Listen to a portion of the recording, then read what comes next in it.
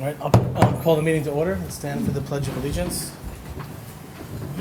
I pledge of allegiance to the flag of the United States of America and to the republic for which it stands, one nation, under God, indivisible, with liberty and justice for all. All right, so first up, we have the approval of minutes. First, we have June 14th, 2022 work session and special meeting. I just want to make sure, are you okay with the changes that the clerk had made to the, so I believe that's what was in question? Yeah, I mean, everything is fine. I just like the word, like tranche. I know you said a tranche of $5,000, and you said the first 5,000. So I'm just concerned it implies that, it's already in stone that there's more that's going to be allocated. So if we could just agree that we just voted to allocate $5,000 of ARPA funds to go to chamber. Yeah, I mean, we've only approved $5,000 right now. We said we wouldn't approve an additional until they come back and if and when the board. Okay. All right. So we also have the minutes for August 9th, 2022 work session and special meeting, August 16th, 2022 regular meeting, and the August 31st, 2022 special meeting. Can I get a motion to approve the minutes? So moved. Second. Ms. Scott? Yes. Ms. Michael Rossi? Yes. Mr. Wojciechowski? Yes. Okay. Is there any public comment on the agenda items? Nope. Okay. So first up, we have a request from the Greater Cornwall Chamber of Commerce. They would like to hold their spooktacular again on Main Street. I know it's been a couple of years since they've held it. They're looking to do it on Sunday, October 30th, and they're going to obviously have to close down a portion of the road. So I'd like to approve this, obviously under the condition that they submit all of the proper paperwork and insurance, and obviously we get the proper road closure from the county and all of that. It is a county road. And I know that they're also going to be, they're hoping to be working with some of the other communities around town to get volunteers and to plan some other Halloween events. So hopefully that's underway. But if I could get a motion to approve the Chamber of Commerce holding their annual spooktacular on Sunday, October 30th. So moved. Second. Ms. Scott? Yes. Ms. Michael Rossi? Yes. Mr. Wojciechowski? Yes.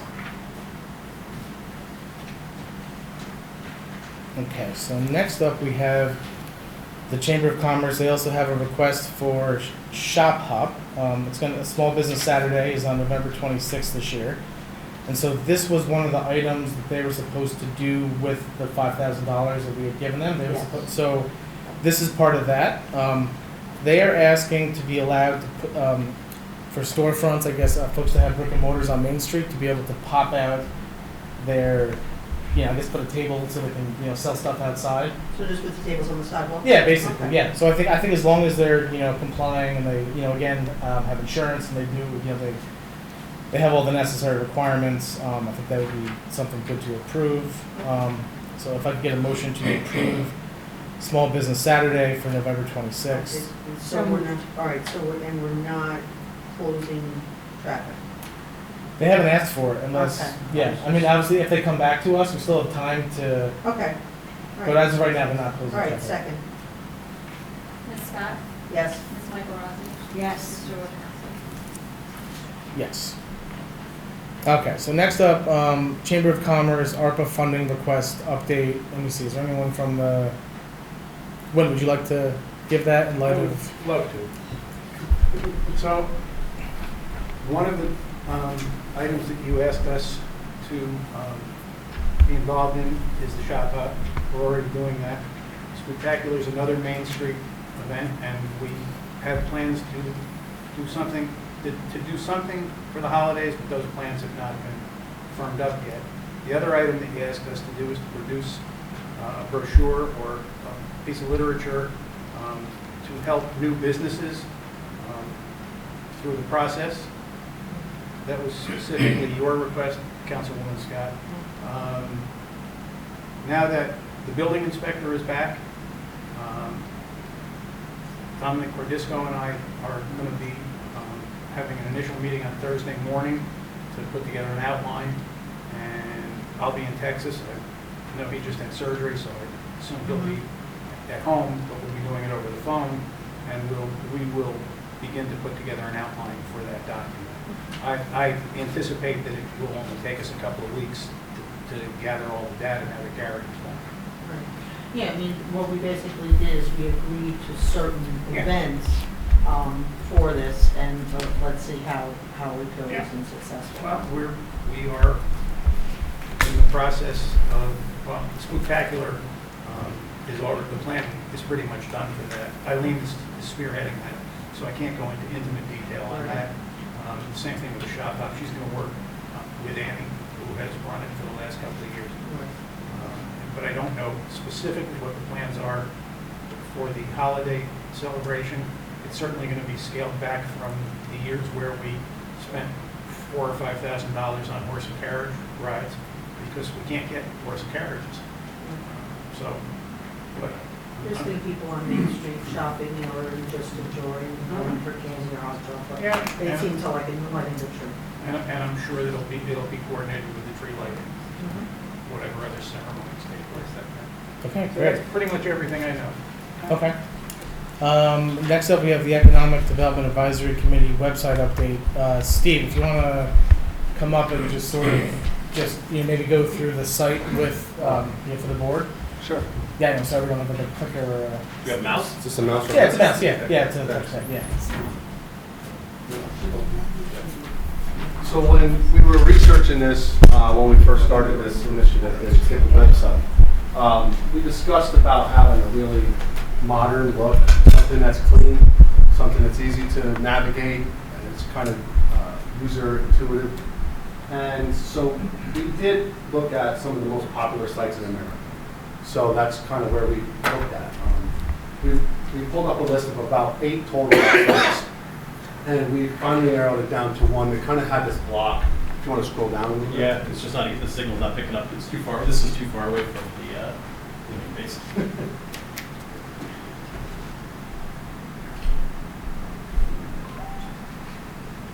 Yeah, so if we go down just a little bit more to where the blocks are. This is just not, The touch screen? Is that? there's good place. So when you first come to the page, you're going to have visit here, move here, work here, events here. Very self-explanatory. It's easy for a visitor to come. And the reason you want this is because it's called above the fold.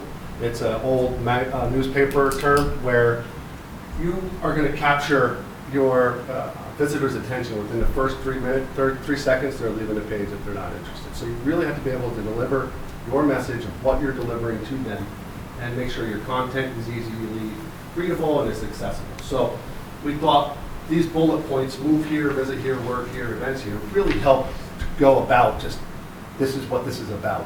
So if they're interested, they click and go into it. If you want to click on one of them and open it up.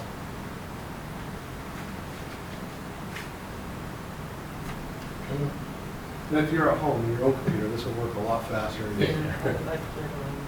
So I want to scroll, so you can see we have some linkage to other parts of our website, other parts, other attractions in the area, so you can just link to it. This is really important for Google to kind of have your website be used and promoted by Google. They have to have these cross links and everything like that. Jason's going to speak about that in a little bit. But really, it's just, it needs to be really clean. It needs to have a very simple message going forward. And so Jason actually helped us write all the copy for the website.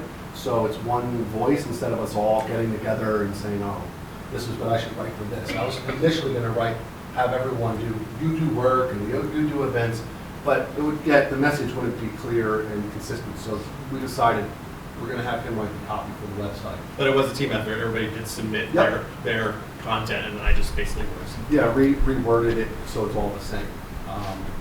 And again, so it's really important for when a visitor comes to the website that it's just easy, it's clean, and it's going to be easy for them to navigate and keep them on the page. The more they're on the page, the more ranking they'll get with Google and all that. It's going to be really important. Right now, we have just the main headlines. This is going to be evolving as we go forward. There's going to be subcategories to each one of these categories. So move here, we had subcategories, but none of their copy was written when we were ready to go live. So we decided just to remove them. Instead of having it there and be blank, we removed it. And once we have the copy written, we'll add it back up. So this is actually going to evolve. Right now, we're working currently on building up our photo data bank for Cornwall. It's going to really help us when people are searching us online, that they're going to see modern pictures of Cornwall. We have some really good ones, but if you Google our town, you'll see what I'm saying. It'll have some older pictures up there, so it's really Hometown important. Bagels, I believe, is one of the Bubba's Bagels. Is one of the Oh, ones- yeah, right, exactly, yeah. So we're going to modernize our data bank for our photos. That's going to help, and then we'll use those photos as we gather them for our pictures for visit here, move here, work here. So this is all still being worked on. Our logo is the town's logo, but we're actually in the middle of a logo contest right now, and we're about to pick a winner, so that's going to get updated. So you want to talk to everyone about like the linkage and Yeah, the biggest point about the linkage is the way, obviously we don't want to keep spending money on advertising, right? So the way Google indexes pages has a lot to do with how you're linking to other pages.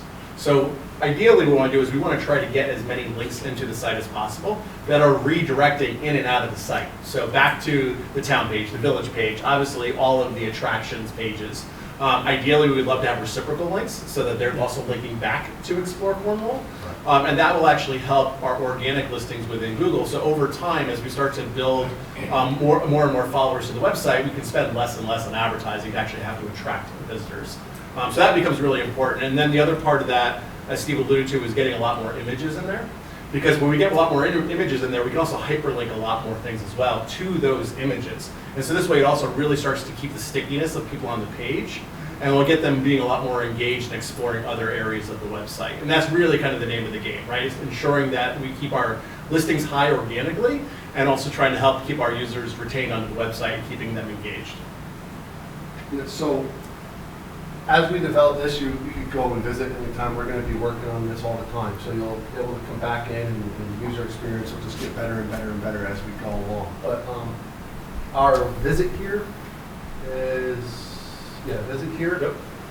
where I have our QR code initiative landing page for each one of our partners, the Black Rock Forest. We have Stunning Oak State Park. The Storm King portion is split in two between the village and New York, New Jersey Trail Conference, because they actually own the 9W portion of it.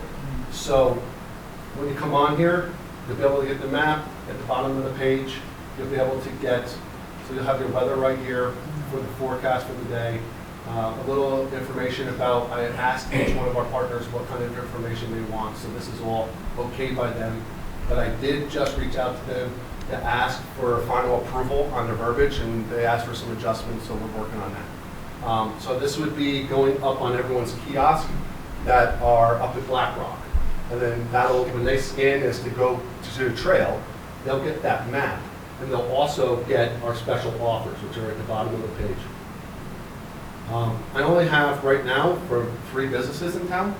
So I'm trying to work with maybe Scott Tracy, see if we can get some more cooperation from businesses. Right now, when someone scans. Have you gone on Main Street and asked any of them? Yeah, so I sent out a survey, but I haven't had a time to Alright. go down there. But we did a Survey Monkey just to get everyone's opinion, and that's where I got these from, to see Okay. if anybody wanted to participate. I do believe Madison Clothing Store, she said she was going to put up a 20% discount for anyone coming in, so I'll add that as well. I'd like to get more cooperation from businesses in town, so when people are scanning their code, they're like, oh wow, I want to go down there. Why, Prima right is coming to my mind. Yeah, For but- the Sweet window. And Tony, he'll definitely participate. That's why I was curious if you asked them. because- Actually, there's another great opportunity too, is especially once we do the test, once we get the test and start getting traffic to the website. Sure. One of the things we can also help offset, so we don't have to necessarily keep spending tax dollars to drive traffic, is we can create sponsored links to certain places as well. So for example, if we're referencing a pizzeria or something on the website, I can opt to have Leo's, Village, or Prima decide if they want to sponsor that particular link, so that they have a higher presence on the website. So Right, that could be a good revenue stream to help offset any additional costs. So I was thinking and kicking the idea around sponsorships, platinum, because the chamber does something like that, it's a platinum, gold, something like that. I was worried about the legality of that, I didn't know if we could do that. So the only thing, Yeah, we can't solicit, right, so we can't solicit. right. But it's kind of like if you're having a concert series and the hospital should happen to come and say, oh, by the way, here you have a concert series, we'd like to sponsor it, here's X. That's different than me going out and saying, please sponsor it. Yes, Yeah. in return for which they usually get an ad or like. Yeah. So it's all about sort of how it, so we'll have to talk about that. Okay, yeah, Yeah. sure. Well, Yep. yeah, exactly. It's Yeah, important. It's- And I knew It's there was government. probably, so I was Yeah, like, it's a great before I area. broach that Yeah. subject, let me just do some more investigation. I'm really quick to broach that subject, trying to figure out how we offset some of the costs. No, of course we want to offer. We just gotta figure out how to like do it within the bounds of what's allowed. Sure. So now, Yeah. once I talk to our partners Yeah. and say, hey, I have to send the information over to Joe. I've heard from 3 of them so far. New York, New Jersey Trail Conference hasn't got back to us yet. I'm going to send the corrections over. Joe will make them. And once we have everything ready, I have a meeting with the museum over on Angola to hang their kiosk, their QR codes up on their kiosk this Tuesday. So we're getting ready for the fall season, and then we'll be able to start Google Ads, and then that'll actually drive more traffic to the website, and hopefully capture more of these hikers who are coming into town. And then we'll have all the data from Yeah. Google once we start running those ads. Steve, have you published the URL yet? It's live. It's People out here can't see what we're seeing. Oh, sure. So it's explorecornwallny.gov. And why? Explore Cornwall, New York, yeah, NY, not spelled out. It is. Yeah, yep. It's not spelled out, it's NY abbreviated, without no dots. So, so this is still in progress, but we have the main copy written, we have everything up, and it's functioning now. So we are live. We're gonna, like I said, one of the big things is gonna be important to get our photo added up. Yeah. In terms of the offers and the links, have you formulated a policy as to what you're willing to put on and what you're not willing to put on? Is it the kind of thing you don't want to kick to the town board? I mean, where are you on this? So what we did was, we reached out to the businesses and said, create a unique offer that you're not gonna offer anywhere else. Is that the same type? Well, is this limited to within the boundaries of the town of Cornwall? Are we going Hudson Valley wide? I mean, So far, it's been the Chamber of Commerce. So so what we're trying to do is all these visiting places that people are here hiking for, they're right in our surrounding area. And I'm trying to get that traffic. The idea is to get the traffic from the trails into town. So, they might have just come here to visit, to go hiking up at Black Rock, and they're gonna go back home when they're done. So, I think what Steve is basically saying is that someone needs to come up with essentially like what are the boundaries of the businesses that we're going to allow to participate, and then are there specific types of businesses that we're going to allow or not allow? If I'm a New Windsor business or Yeah. a Washingtonville business, can I come to the Cornwall website? And, there are some businesses you may not want to put on your website. initially, when I was thinking about it personally, I have to talk to the committee about it, but when I was thinking about it, I was thinking about our main street, in town, businesses that are here and have everyone come down. That's fine if that's, but you should probably have some sort of policy so you don't have someone come along and say you're discriminating against me. Right, like within Yeah. Cornwall jurisdiction. Yep, Right, so yeah. there's, Like the greater. Right, that should be memorialized somewhere, is all I'm saying. Okay? Yeah, Fair. I'll make a note of that. Yeah, Is absolutely. it by zip code or town? We'll figure that out. Yeah, absolutely. Yeah, thank you for bringing that up, Yeah. actually. So, you guys have any questions about the website? Just one comment. If you go back to the picture, the main picture on the homepage, Yeah. I guess I'm pretty passionate about this. I'd like to see a photo that represents Cornwall. That's Plum Point. That's not Cornwall, that's New Windsor. And, you know, we have Sands Ring Homestead, we have Rings Pond, we have beautiful mountains, where the The trestle is. viaduct or The whatever. viaduct, so there's, Yep. I think we have some really good things. If I could just ask, maybe you could Absolutely. find something that represents Cornwall. I concur. Like I said, this Yeah. is still like, it's live, but we're not advertising it. We're not like promoting it yet. And Joe still kind of, Right. we got to update all of our photos, like I said, so that'll all happen as soon as we download all the photos and get more. Ideally, we'd like to keep rotating. Yeah, I mean, different phases, you know, I love the river, but the thing is, the town of Cornwall is paying for this. Absolutely. I want to make sure that we're drawing people there for those businesses. Yeah, I mean, I think certainly we're not going to never put, I mean, the village is in the town, so I think though we are looking to, people come to the town of Cornwall and they don't care about municipal boundaries, and so I think people are going to come into the town, they're going to go to the river, then they're going to come back up for lunch. Like, I would even say that we want to have village businesses in here too, Yeah. because, That's why you that's know, our whole yeah. Main Street. So I mean, but I get it, like rotating through, like, look, we're not going to, I mean, people come to the Hudson River and they don't know the difference between COH and Cornwall, and we want them to come here, so. But, you know, certainly, you know, we should, yeah, so maybe we'll have a rotating slideshow of, you know, like the trestle and the river and the Storm King Arts Center and different, And that's the importance of Yeah. building up our photo Yeah. data bank, right? I did reach out to some of the local photographers in town, and they've given us permission to use Yeah. the photos. And Deputy Supervisor Wynn has some photos he said we can use. So, once we get that all updated, I agree, this needs to be changed like immediately. I mean, So- I understand that, Yep. yes, the village and the town are connected, but if the town, because even the last one that was shown in February, it was all the village, and again, it's the town who's basically funding this, and I think that we Yep. should have priority, and yes, you lead people to the river, so, if we could do that, would be nice. I concur. The other tab on volunteer, can you Yes. click that? I'd like to make a suggestion, I know you have Meals on Wheels was the one. I don't know if you can get it. Okay, and you had at the time, I think, when you first put it up, I thought. Okay, yeah, Meals on Wheels. I really would like to promote the Friendly Visitor Program. The town is contracted with Jewish Family Services. We're paying for Okay. a volunteer service. So I'll reach out to you and I'll give you all that information. Yeah, well, anything that we can have as a volunteer Yeah. opportunity here, it'd be fantastic. Because that one, the Meals on Wheels is, yeah, it's more, you know, on the county level where the town is actually invested In a particular in a program. particular program, and I think it'd be a great way to actually promote it. That's what Okay. we're trying to do right now. Yeah. So thanks. Anytime we can get eyes on something that we're doing, it's Sure. fantastic, yeah. Okay.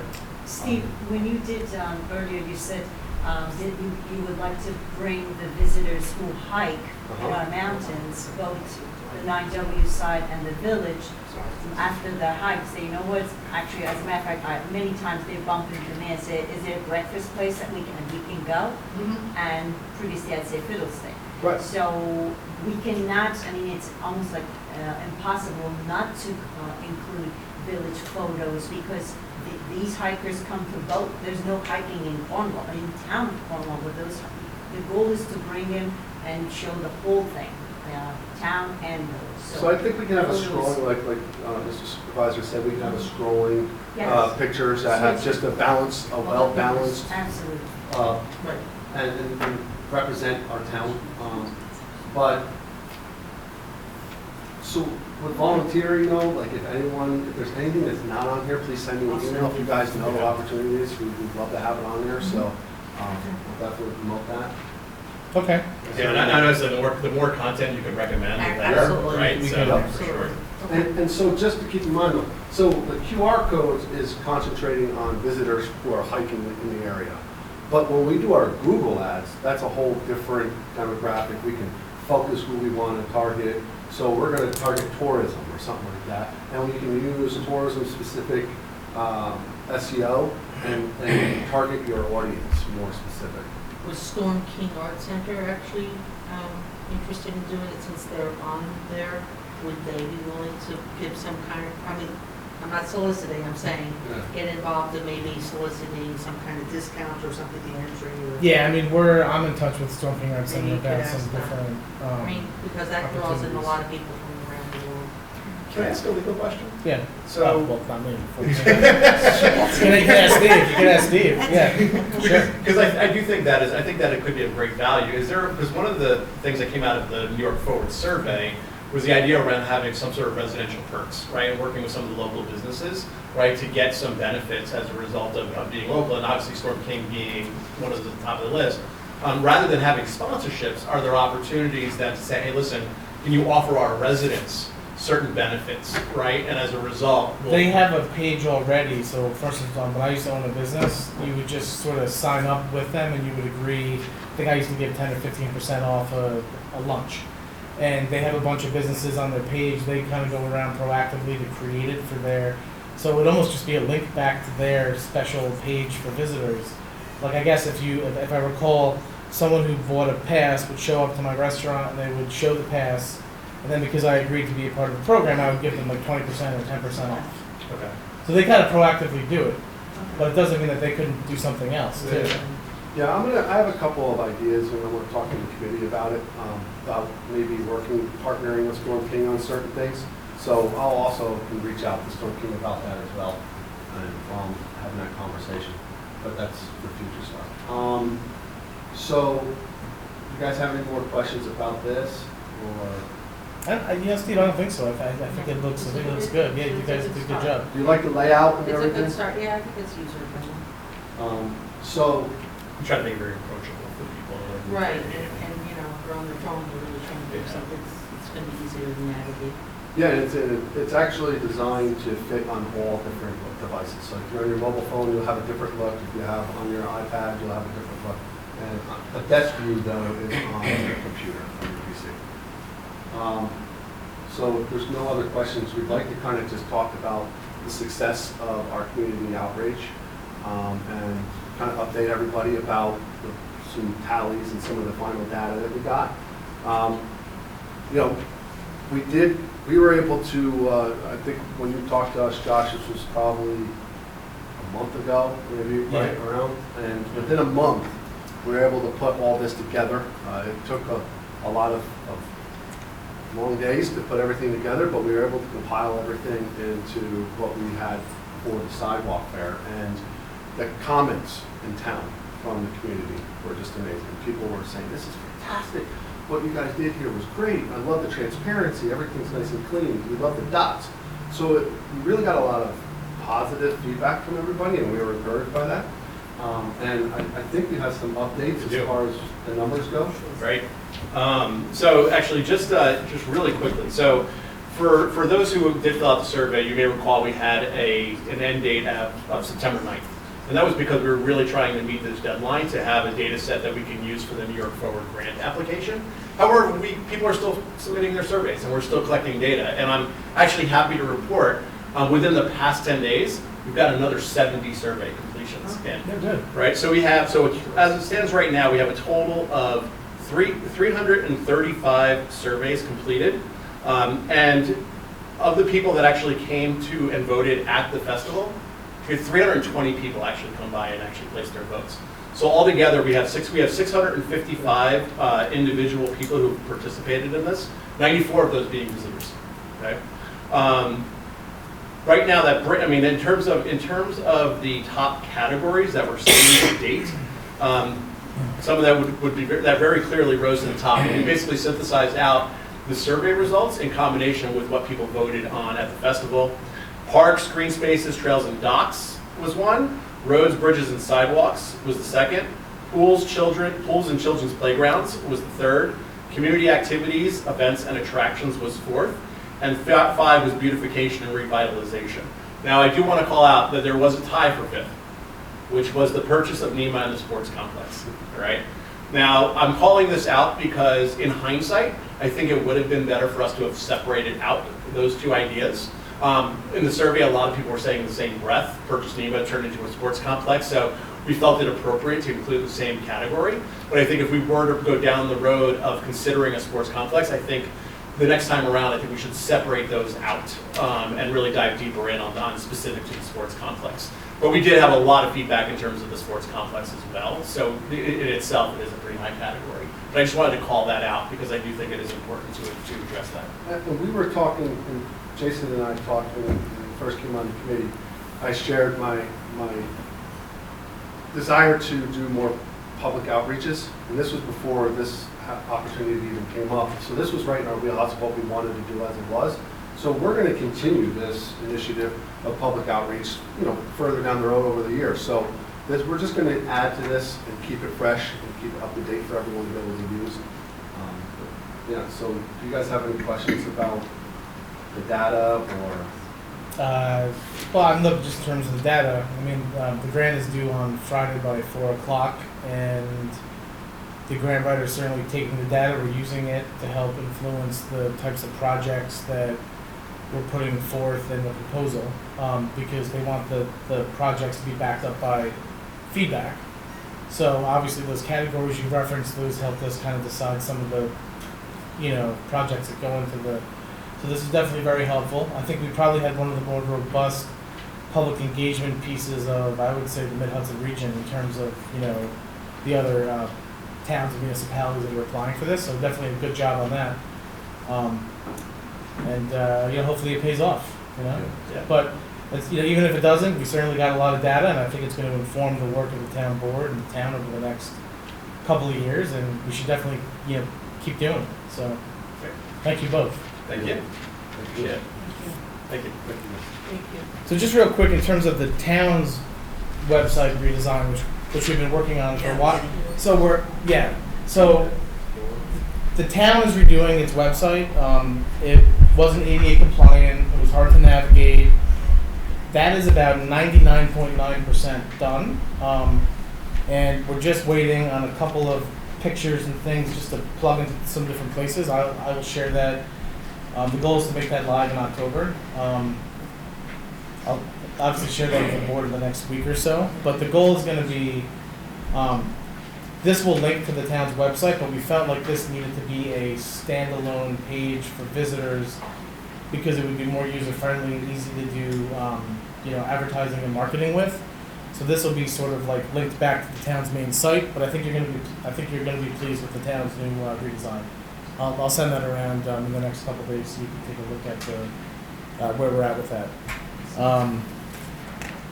Next up, we have the Cornwall Historical Society plaque and document request. So we had essentially, we spoke about this last week, and we had this volunteer who used to work in Munger Cottage, and she wanted to be allowed to have her certificates and some photos and paintings displayed at Munger Cottage. And it turns out that they're going to come to the town, not the Historical Society, so we need to get her son to basically fill out a gift request and turn it back into the town. I should have that in the next week or so. So this is probably more of an October item. She just hasn't completed them unless there's a way to do it without. I mean, I suppose the board could. We don't own them yet. Yeah. So we'll just have to wait till they come back in. And then the other part of the request, I believe, was Susan Camlett, who's the head of the Historical Society. She wanted the Buildings and Grounds to affix the Bonnie Blair and David Petraeus plaques to some rocks. I don't have an issue with that, so I think we'll just let them go ahead and work that out. Next up, we have a property acquisition letter from New York State Parks and Recreation. So they are looking to acquire the Houghton Farm, which is basically 151.4 acres located on State Route 32 in the town of Cornwall. And so, I mean, it's got the Orange County tax map numbers on here. And, look, if we can certainly reach out to them and, I don't know that we're gonna, this is basically happening, so. Well, if you have any objections, Yeah. if you're in favor of it, whatever, you don't have to say anything if you don't want to. Yeah. But this is an opportunity to comment on the proposed acquisition. So, do you have an idea where it is? I mean, is it south, 32 south, 32 north, where, do you know where it is? It is down towards going down towards, Mountville? yeah, it's going down towards that way. Mr. Supervisor, Yeah. if I may, if you go all the way out the end of the Long Hill Road extension, where it Okay. hits Old Route 32, it's south of that area. Okay. Were that bridges closed then? Yes. Okay, I know where you're talking. Yeah, that's where I thought it was. Yeah, and so basically, I mean, this is just they've been acquiring different parcels of land to add to open space and green space, and so this is just part of their acquisition. And they use because they're using the environmental protection fund for this. They're looking. Obviously, if we had any issue, we could reach out to them, but I don't know that we do. I think it's generally a good thing that they're acquiring this open space out there. So we had it for yeah. Still on the tax map, or, I mean, on the tax rolls, or is it coming off?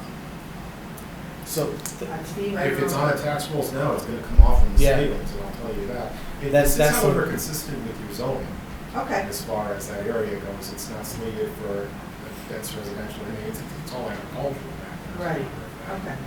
So, that would really be the only thing to look into, and so that I was just sort of I think we could certainly reach out and maybe get a few more details about it, but I mean generally they're gonna I think it's generally a good thing, but we'll certainly look to Yeah, I mean, see just to find out. if any property taxes are going to be lost as a result of the state acquisition.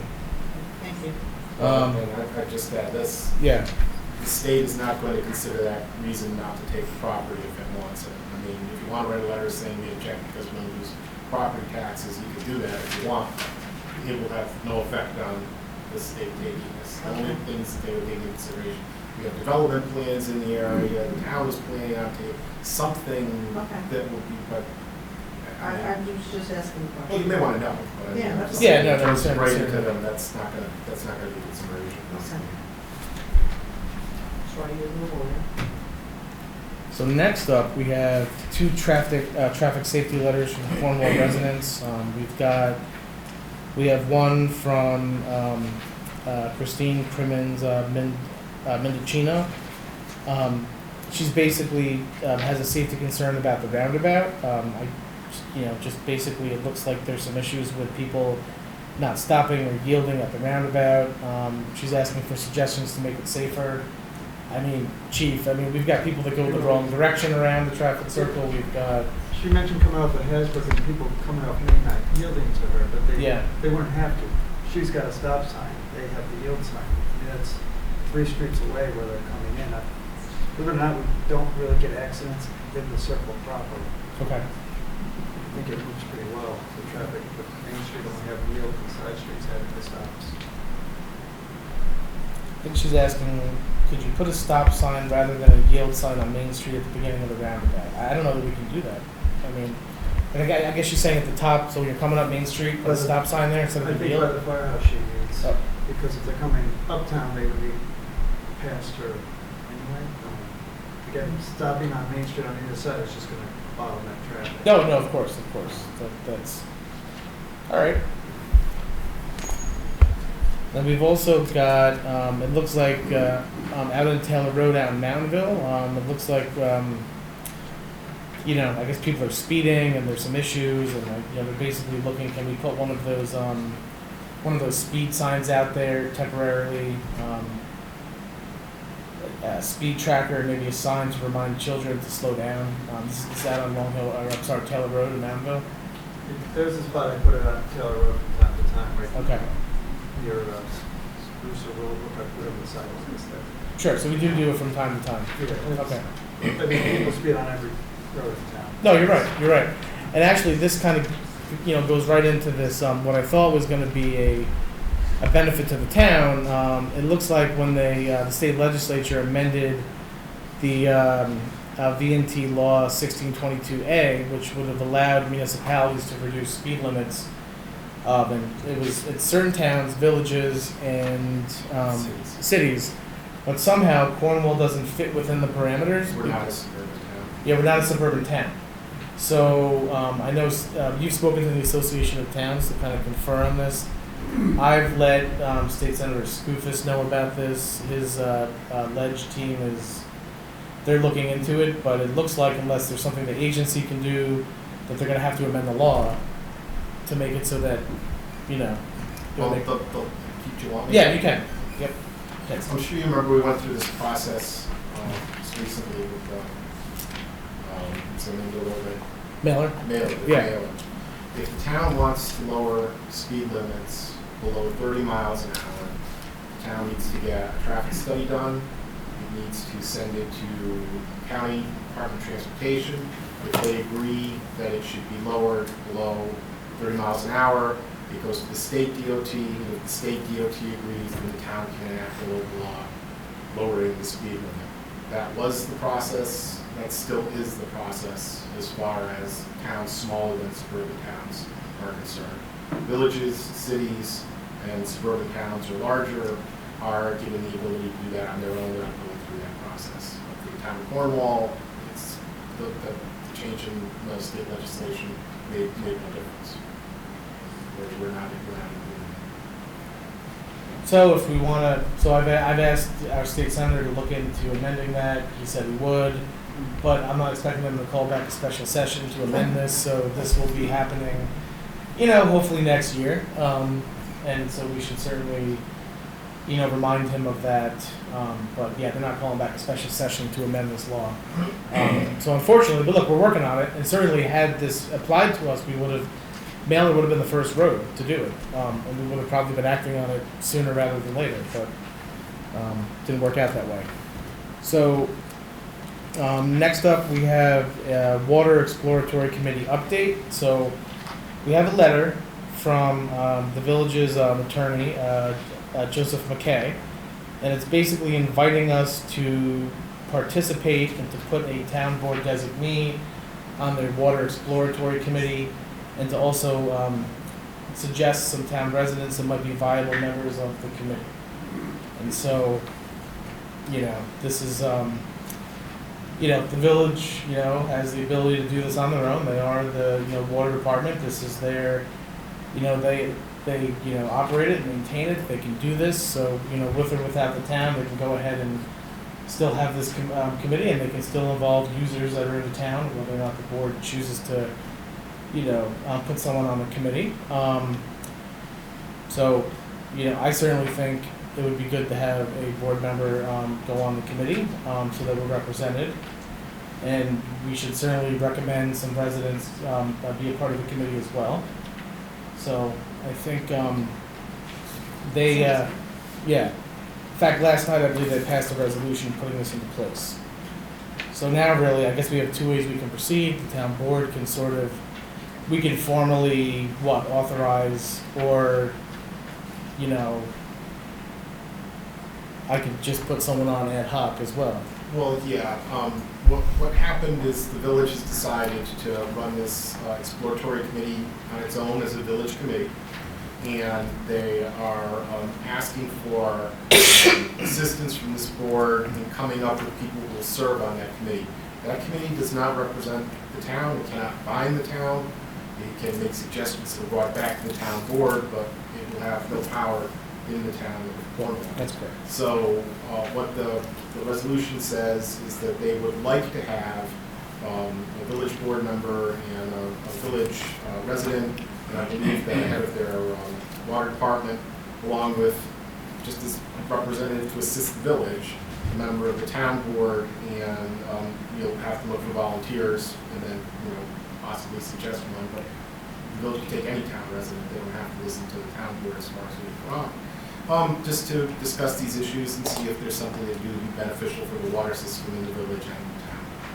I believe they're also going to look at grant opportunities for the village, but again, that's a village matter. If you have somebody on the town board who's on it, you can have them kind of liaison with the exploratory committee and the village water department, really help in that respect.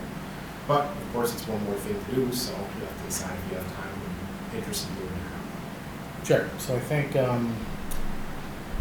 Right, so if I'm looking at this copy of this resolution, I know this is not binding because it says, whereas the village board wishes to create an exploratory water committee to review and explore means to facilitate water projects between the village and the town. Does that bind us to actually do things because the village collects funds from town residents for services? No, it doesn't bind you to do anything. It's an exploratory committee that the village has created. It has no authority over the town. The town submitting volunteer to serve on the committee would have no binding effect on the town. We'd have to have an IMA if we wanted to have something binding. wouldn't we? Right, that was the other thing we started to discuss, which would have been a possibility if the village had wanted to go that way, but the village decided to go this way, that it's just going to be a village committee as opposed to a joint committee. All right, and Josh, I thank you for getting this. I know I've asked for any kind of documentation, so I do appreciate getting something because we've had nothing to really go on. Yeah, I mean, they just passed the resolution last night, and their attorney forwarded it to us this morning. Right. So I think, we'll certainly look to put someone on that committee. Are we gonna look, if we're gonna do this, we're gonna look for someone who's actually like qualified or knowledgeable about water systems, or are we gonna look, I mean, I just don't wanna put anyone on. If we're really gonna have someone represent the town, they have to be, like, for example, let me suggest someone, I got right off the top of my head. John Fair, he's the head of Firthcliffe Water. Why couldn't John be involved? Well, we can Could ask him? we can Because he's very recommend, knowledgeable of the water systems. we can recommend residents to them, and they decide who they want to put on.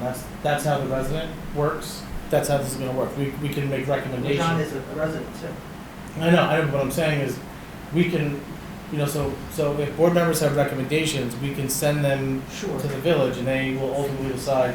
As far as the board member, the town board member will decide who's gonna be on that, and we'll let them know. All right. So the role is a liaison, or it's gonna be more than that? More than that. They That's want what- to do research into things, brainstorm ideas, try to come up with plans, look at potential funding documents and things. So it's not just review report, they're gonna expect some active role as far as the work goes, even if it's just, reviewing what they have and putting in your 2 cents. And also somebody who. If I had- A lot of time to do it. Well, I don't know how time consuming it's going to be. They haven't made clear how often Talking about it this is. before deciding to jump into this. If we start looking and getting a pool of people that we might feel that are technically competent to actually represent, just to be there as a liaison. And I'm not, I know it's a town board, but I'm saying it's a resident that actually has knowledge of water.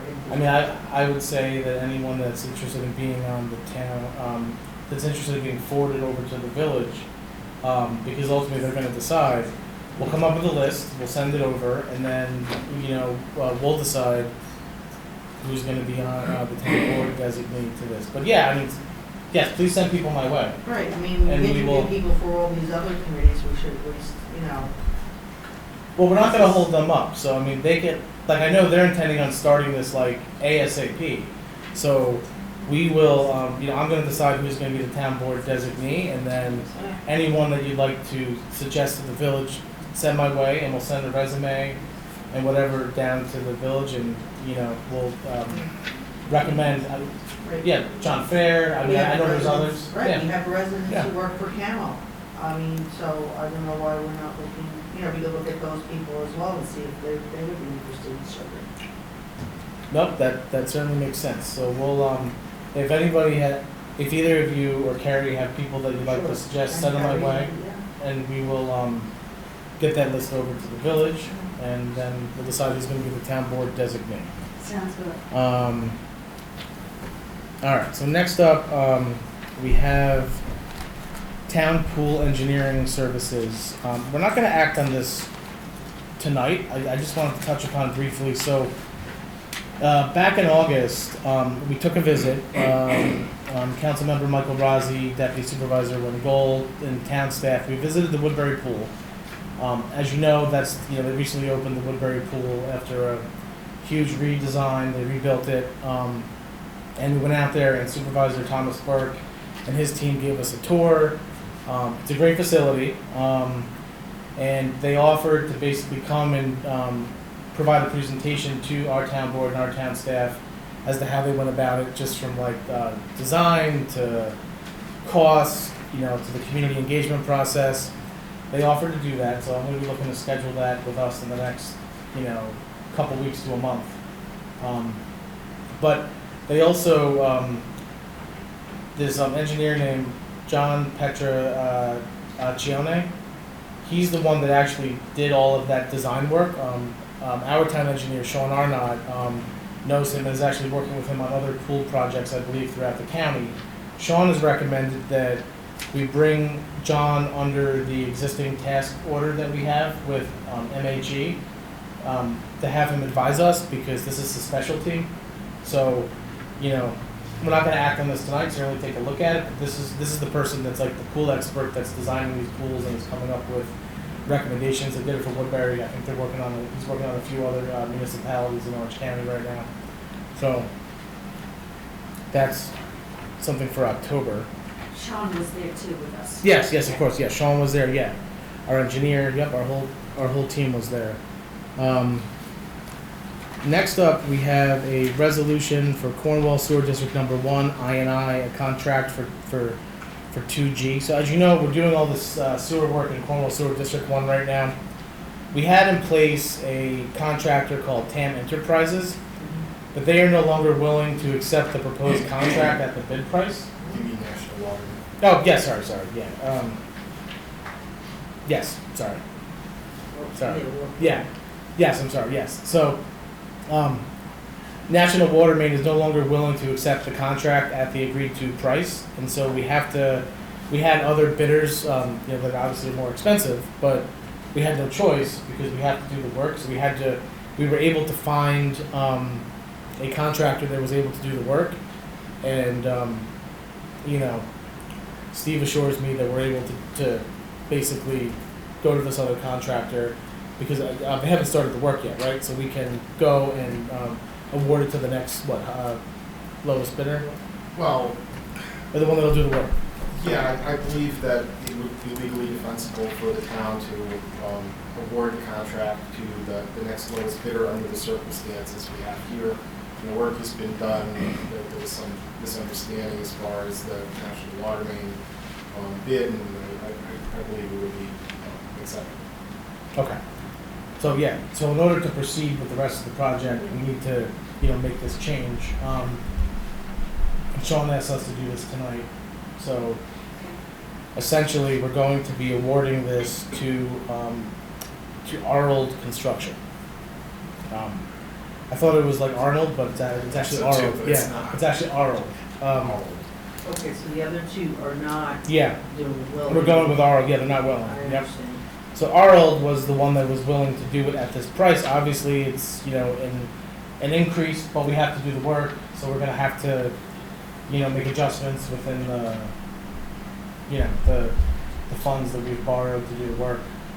But it has to be done. It's like a change order. Yeah, I mean, well, we're basically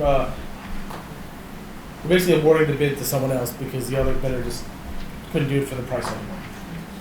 So, whereas the town of Cornwall has undertaken an inflow and infiltration remediation project for Cornwall Sewer District Number 1, whereas upon public bidding on the project, the town board accepted the low bid of National Water Main cleaning of $648,229 for the contract on the inflow and infiltration remediation project for Cornwall Sewer District Number 1. And whereas upon being advised of the town board's award of the contract, National Water Main Cleaning informed the town that it was unable to perform the work required under the contract and requested to be released from the bid and contract. And whereas the next lowest bidder on the Cornwall Sewer District Number 1, I&I Contract 2G, TAM Enterprises, is no longer able or willing to accept the proposed contract bid price of $715,776. And whereas the third lowest responsible bidder on the Cornwall Sewer District Number 1, I&I Contract 2G project, Arnold Construction, has informed the town that it is able and willing to accept the proposed contract at its bid price of $737,107. And whereas the town's engineering consultants, MHE Engineering, have recommended that the town accept the bid submitted by Arnold Construction for the Cornwall Sewer District Number 1, I&I Contract 2G project, now therefore be resolved as follows.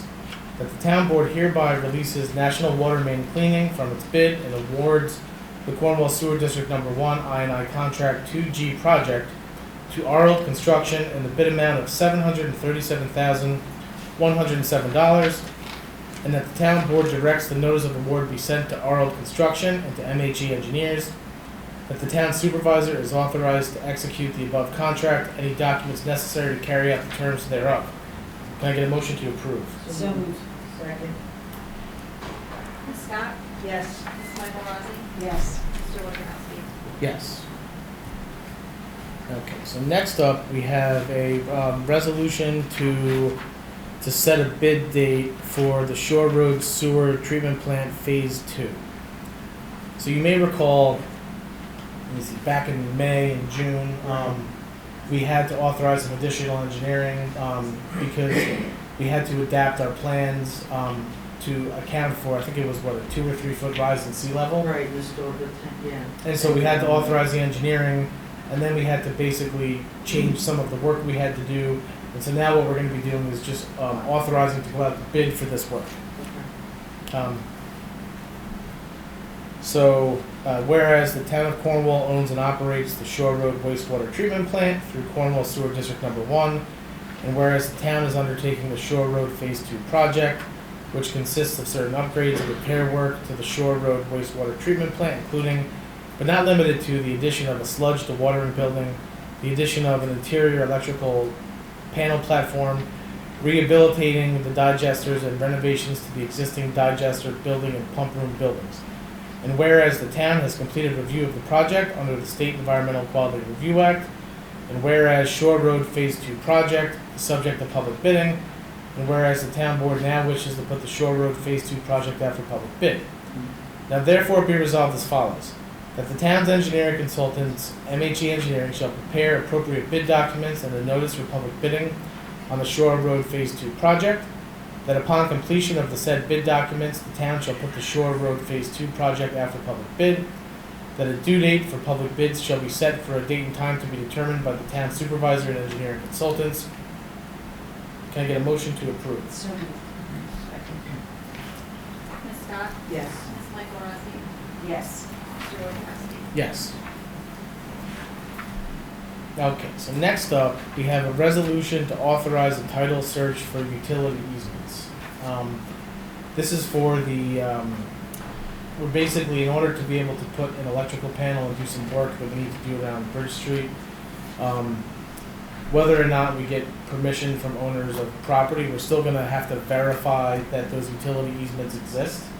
So we're just gonna preemptively see what's out there, see what's available.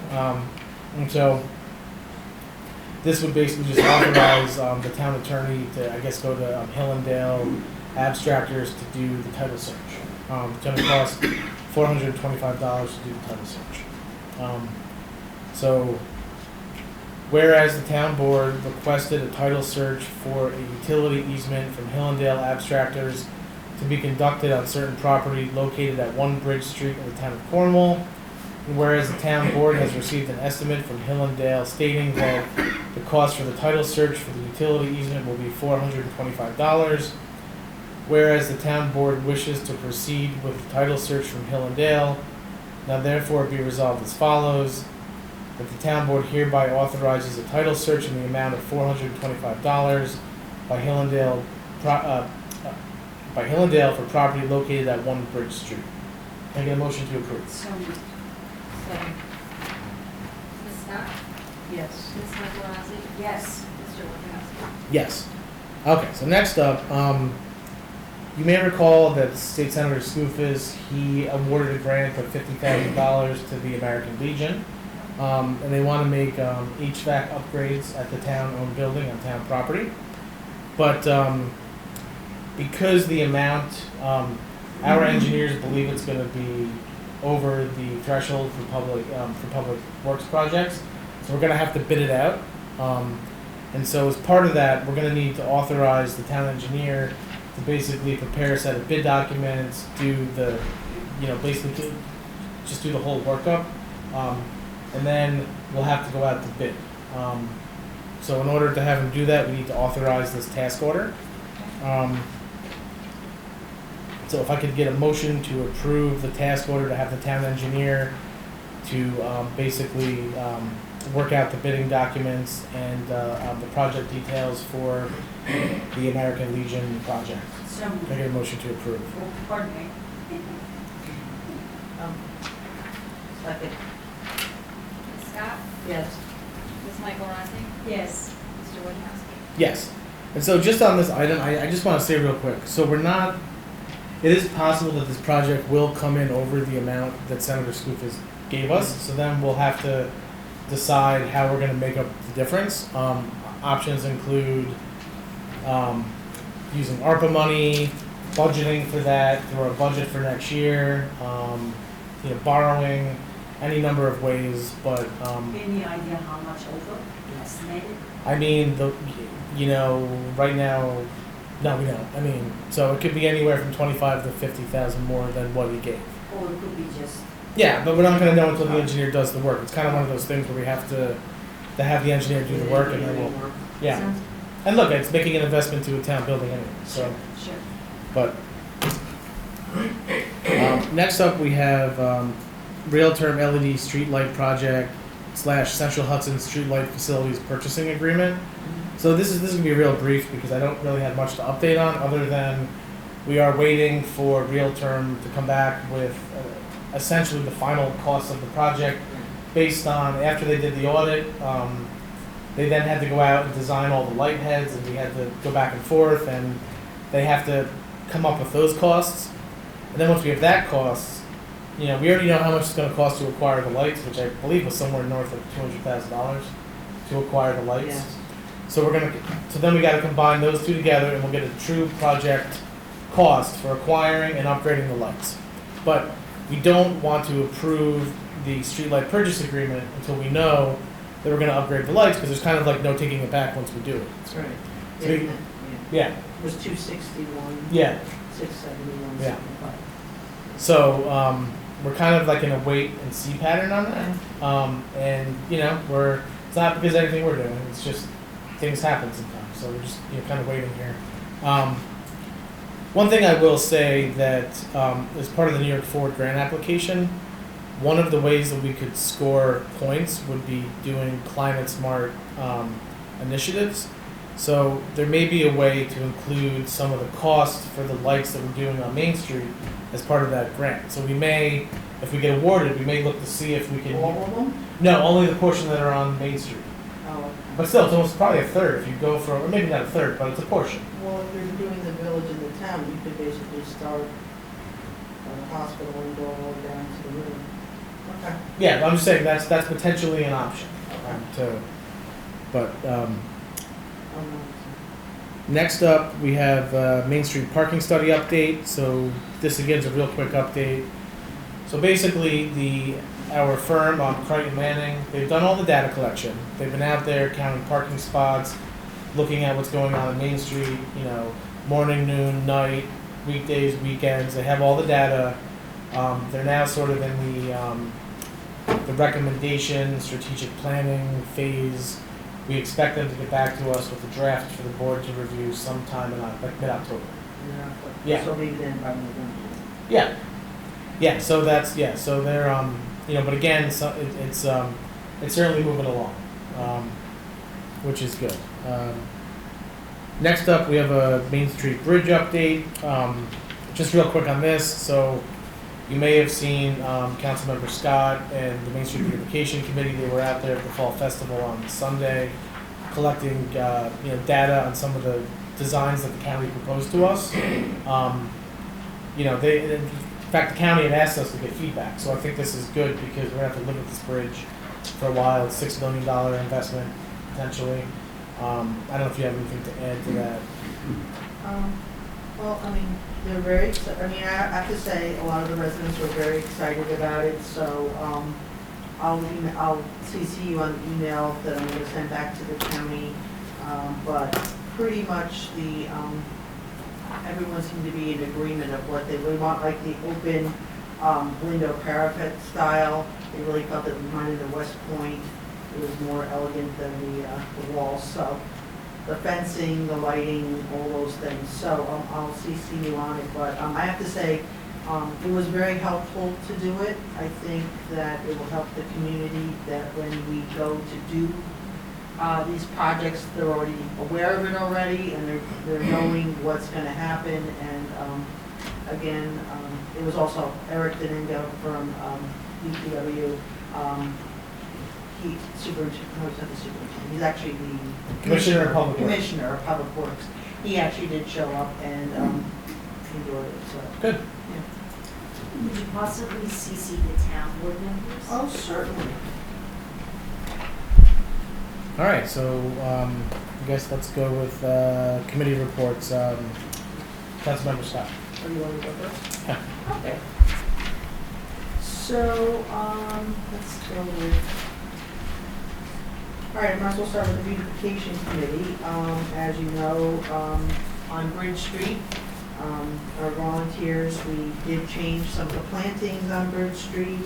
I'm going to submit to you some suggestions about the recycling bins, the combination recycling and trash bins, because we need to get ones that open from the front.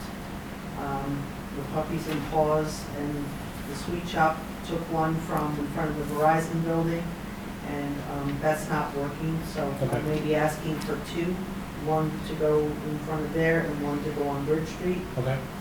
and some cafe tables and chairs that we can actually affix onto the sidewalk. So I'll send some options and some recommendations from the committee. Sam's Ring again, I want to thank Buffy Elliott, Buffy Held, Maureen Buckley, and Bobby O'Rourke, who really spent the summer with the town, buildings and grounds and highway, basically taking a barren space and making it work.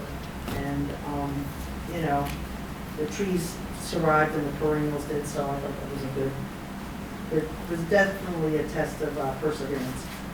We did set up for the 9/11 ceremony, the Triangle Park, just some simple plantings, and I will say that at the same time when we were at reviewing the county plans, I saw a lot of children and their families picking up the small pumpkins in gourds and just taking photos. So I guess each park or each space has a different identity, and I think that that's a good thing for our town. First Cliff Water, I know that you and I spoke about, there were some issues with a resident water, and it was an issue of a bleeder valve, so I don't know if you have any follow-up on what happened with whether it was due to the contractor. We are still waiting. still working on it? They've not billed us for it yet, and I know that we're talking to them to work out. Oh, and that good. we will make sure that,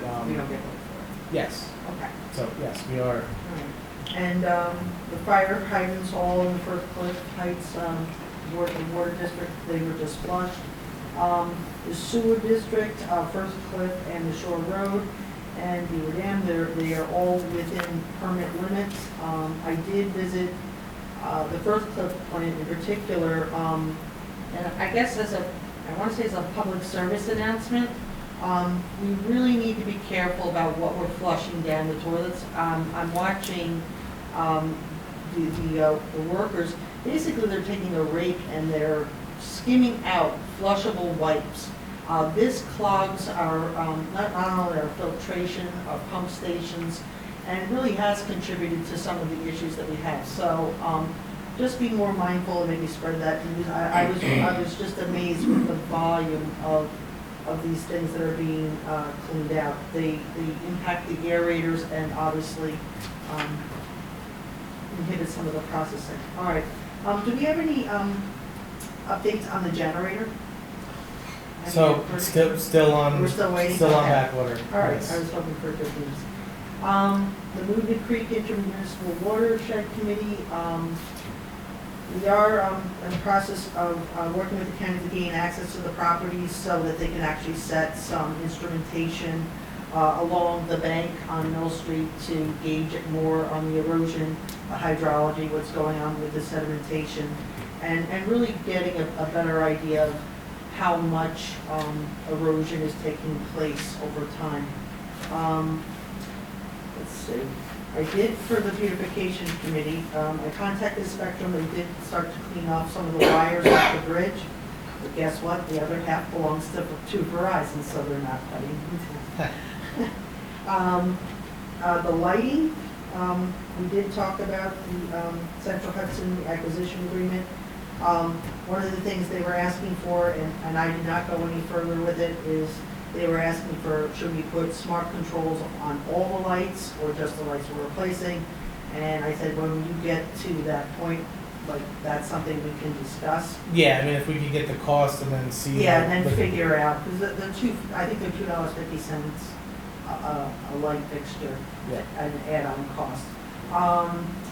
The other thing I wanted to ask about is the EV chargers. I know that we had a presentation, maybe next month we could just come back to that, because that, I know there are people in the community who really want to see that, happen, and if I need to get any other bids or anything, just give me some direction and I'll go there. And I think that's it. Okay, Councilmember Michael Rossi. Yes, I'll start with Cornwall Conservation Advisory Council is hosting a cleanup of River Light Park on Saturday, October 8th, rain or shine. It's going to be from 10 a.m. to 12 noon. Yours truly is going to be there, of course. And on a different note, tree ordinance, the first draft is completed. So the chair is going to meet with you this Okay. week at some point. Details to follow. Youth committee, we had Cornwall Color Bash had a booth at Fall Festival. Huge thanks to the Greater Cornwall Chamber of Commerce for their really amazing support and accommodating us in a beautiful spot, as well as we did almost reach out our goal. We have 84 registered participants. We sold 37 t-shirts, and each was $12. And we're very close to our volunteer goal, and which is 25. Thanks to the chief as well, he's going to accommodate the traffic and close the road for us that day. It's going to be on October 2nd from 3 to 6 p.m. and everybody's invited. If you have a 4-year-old, if you have a 16-year-old, you can just come, so you can register. On rec department, as you mentioned earlier, August 23rd, we did meet up with Tom Burke. That was definitely, I would say, a delightful visit. He was so organized and his staff looked so happy, and that just speaks volume how he, takes care of the community as well. So we are going to be setting up a full briefing presentation of the, as you said, at some point with them. So to collaborate and they can give us some guidance what to do with the pool, the 71-year-old pool. And what else? Pickleball. I've had a lot of residents reaching out, whether they live in a village or a town, doesn't matter. They reach out and say when the pickleball courts are being done, which is on the basketball court. I have reached out to 3 different companies, and I've got 3 proposed bids. And as you know, I am going to let's make sure that these are the pickleball course project is in the budget for next year, so we can have these done for the residents. Okay. And that's it. Thank I'm sorry, I wanted to Oh, interject. yeah. I apologize. How can I forget? The Senior Advisory Committee. Oh, sure. Next Monday, September 26th, we've actually partnered with Storm King Art Center. They are actually going to invite the seniors to Storm King on that day, free admission. Our senior bus will actually transport them, so there'll be no additional cost for parking, and they'll bring their own lunch. And I thought this came out of the Senior Advisory Committee. This is something they wanted to do, and I have to say I'm very thankful.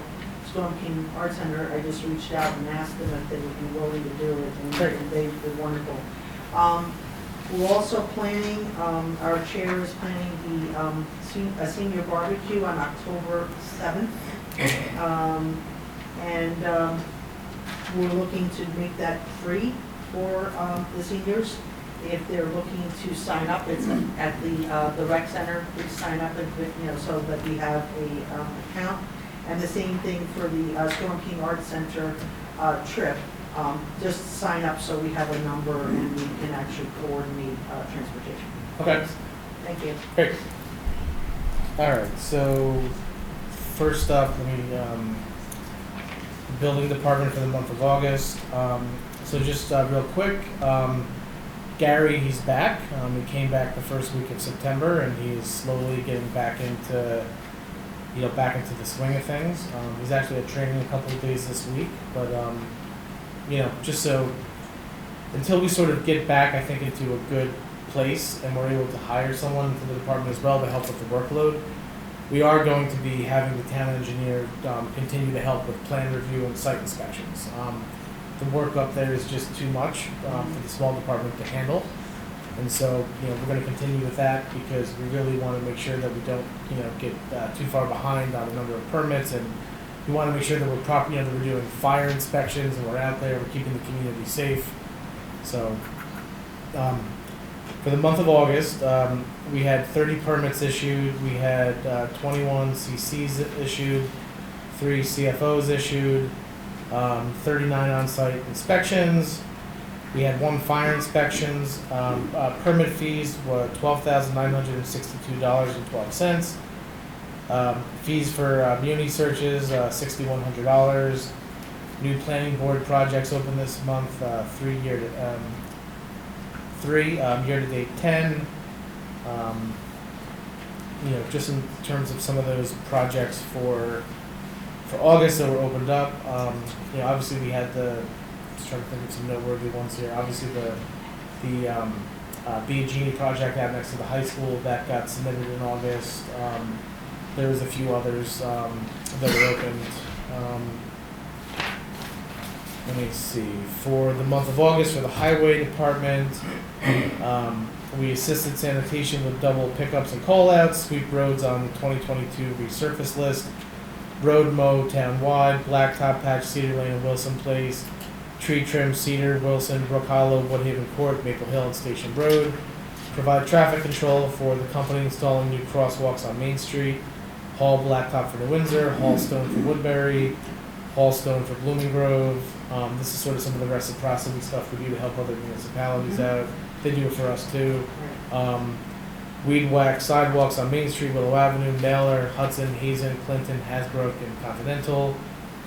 We repaired a mailbox hit by a mower on Academy. We installed a new turnaround for a garbage truck on Maple Hill Road. We installed a diesel tank and a highway pickup.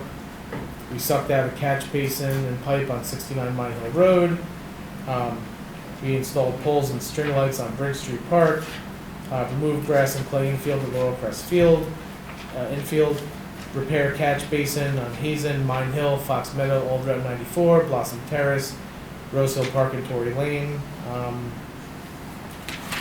As far as New Windsor EMS, Cornwall EMS is concerned, just so you're all aware, we are now fully responding out of the station. So they're now doing overnights there, they're responding out of there. The station is in, look, it's not, is it a brand new facility? No, but it's been cleaned up. We've done the floors, we've done, we've painted. I know New Windsor EMS has gotten a number of, there were some donated kitchen cabinets. I mean, basically we've been out there trying to get the station in good working order. We believe we're there. And obviously over the coming, weeks, months, and years, we're going to look to make the station even better. But they are responding out of there. And in terms of operations for the month of August, 316 total responses for service, 229 responses in New Windsor, 62 responses into the town of Cornwall, 13 in the village of Cornwall, 1 mutual aid to Highland Falls, 11 into Newburgh. The average response time is 7 minutes and 1 second in New Windsor. The average response time in Cornwall is 8 minutes and 40 seconds. Now this was for August. Starting in September, they've been responding fully out of Cornwall, and we're now down to the New Windsor. So as you can see, it makes all the difference in the world being able to respond directly out of the station in Cornwall, which is what we want. No calls for service went uncovered in New Windsor and Cornwall. no vehicle accidents, all vehicles are up to date on preventative maintenance. Let me see, they assisted in the New York Air Show at OC Airport. Let me see here. They've been providing obviously community support for different events. I mean, look, overall, I think it's going well. I mean, I think things have been going well since we made the switch, and looking forward to see that play out. In terms of the Sandring Board of Trustees, they met on August 2nd, and just some takeaways from that. We're gonna have buildings and grounds take a look and see if there's anything that needs to be done in the building and the property. I think there's maybe some concern that maybe some landscaping needs to be done, some tidying up of the, and I believe there may also be some, there's a concern that there might be some water damage, possibly old and new. So we're gonna work with the Buildings and Grounds Department to, this is from my notes from the August 2nd meeting.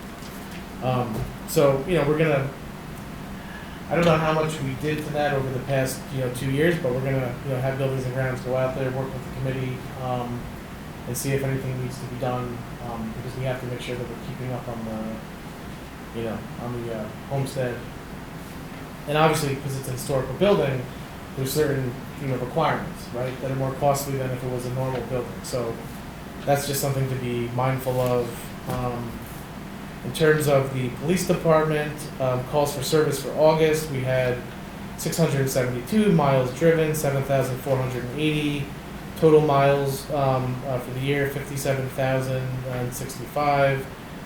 Traffic appearance tickets issued 71, parking tickets 5, motor vehicle accidents 32, arrests made 2, 25 alarms, 12 ambulance requests, 10 animal complaints, 1 criminal mischief, 6 disabled vehicles, 5 domestic incidents, 2 parking complaints, 10 suspicious vehicles, 14 house checks, 17 assist other agencies.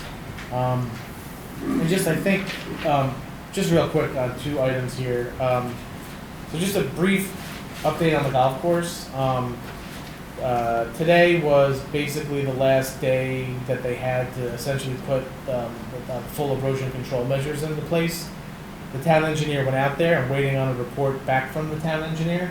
And then once we have that back, we will decide on sort of the next steps with the process.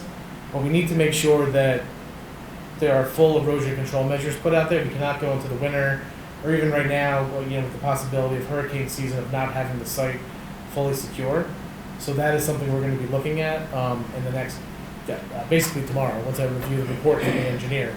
And the board's going to have to make a decision on how we're going to move forward with that, because we have to secure the site and we have to make sure that it's secure. Yes. So the town is going to take responsibility for securing the site?